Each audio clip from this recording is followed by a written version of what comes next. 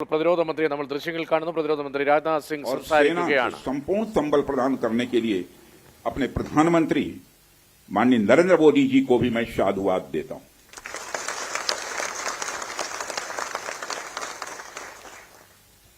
मित्रों, हमने हनुमान जी के उस आदर्श का पालन किया है जो उन्होंने अशोक वाटिका उजाड़ते समय किया था। जिन मोहि मारा तिन मोहि मारे। हमने केवल उन्हीं को मारा जिन्होंने हमारे मासूमों को मारा। साथियों, प्रधानमंत्री श्री नरेंद्र मोदी के नेतृत्व में हमारी सेनाओं ने ऑपरेशन सिंदूर लॉन्च करके पहले की तरह ही इस बार भी आतंकियों को ट्रेनिंग देने वाले कैंप्स को तबाह करके करारा जवाब दिया है।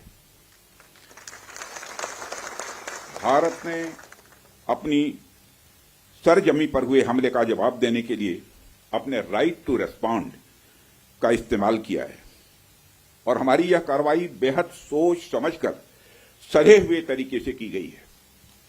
आतंकियों के हौसले पस्त करने के उद्देश्य से यह कार्रवाई महज उनके कैंप्स और इंफ्रास्ट्रक्चर तक ही सीमित रखी गई है।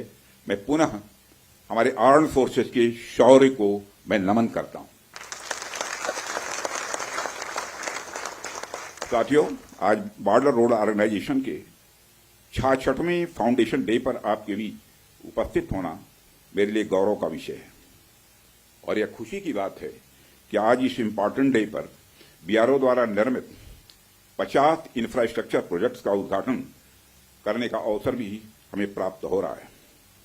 मैं आप सभी का आभार व्यक्त करता हूं कि आपने मुझे यहां आमंत्रित किया है। साथियों, किसी भी संस्थान के लिए उसका फाउंडेशन डे यह बहुत ही महत्वपूर्ण हुआ करता है।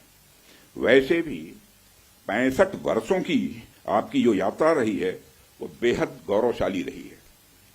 इसलिए आज का दिन उस गौरवमयी यात्रा को याद करने का दिन है।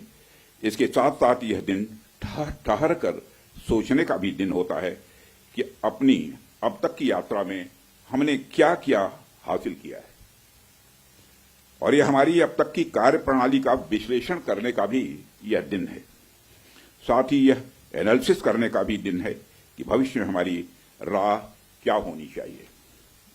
साथियों, मैं देख पा रहा हूं कि वीडियो कॉन्फ्रेंसिंग के माध्यम से देश के अलग अलग क्षेत्रों से हमारे कई साथी जुड़े हुए हैं।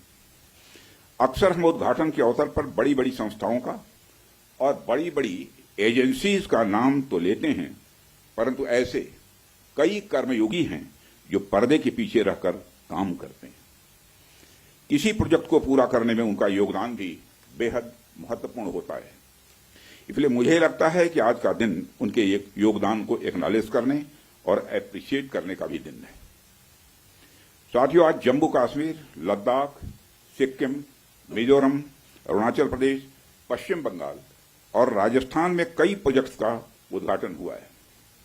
कहने को तो ये हम सारे फिजिकल इंफ्रास्ट्रक्चर हैं, लेकिन मैं इन्हें सिर्फ फिजिकल इंफ्रास्ट्रक्चर ही नहीं समझता।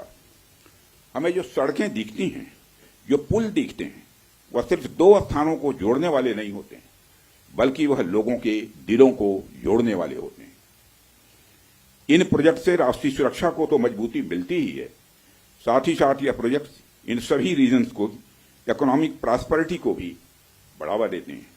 ये तमाम प्रोजेक्ट इन क्षेत्रों में ट्रांसपोर्टेशन, टूरिज्म और इकोनॉमिक एक्टिविटी को बढ़ावा देंगे, जिससे निश्चित रूप से यहाँ के निवासियों की आय में वृद्धि होगी, उनकी क्वालिटी ऑफ लाइफ में भी इम्प्रूवमेंट होगा और इन क्षेत्रों में समृद्धि आएगी, यानी प्रॉस्पेरिटी आएगी। साथियों, मुझे बताया गया कि आज जिन इंफ्रा प्रोजेक्ट्स की शुरुआत की गई है, इनकी टोटल कॉस्ट लगभग 1900 करोड़ रुपए के आसपास की है। मुझे लगता है कि यह केवल उनकी नॉमिनल वैल्यू पर है। इसकी असली वैल्यू है वह तो हम आंक भी नहीं सकते। इन सड़कों के माध्यम से जब कोई बच्ची स्कूल जाएगी और अपना भविष्य बनाएगी तो उसके इम्पैक्ट का आकलन भी हम नहीं कर सकते। इन ब्रिजेस के माध्यम से जब यहां एम्बुलेंसेज दौड़ेंगी और समय पर लोगों को इलाज होगा, उसकी वैल्यू को भी नहीं आंका जा सकता है।